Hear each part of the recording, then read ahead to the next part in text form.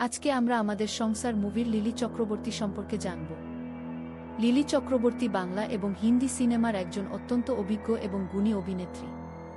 আমাদের সংসার মুভিটি 2000 সালে মুক্তি পায় এবং এটি একটি পারিবারিক ড্রামা। একটি পরিবারের সুখ দুঃখ, হাসি কান্না এবং সদস্যদের মধ্যে সম্পর্কের গভীরতা এখানে দারুণভাবে ফুটে উঠেছে। লিলি চক্রবর্তীর স্নিগ্ধ অভিনয় সিনেমাটিকে প্রাণবন্ত করে তুলেছে।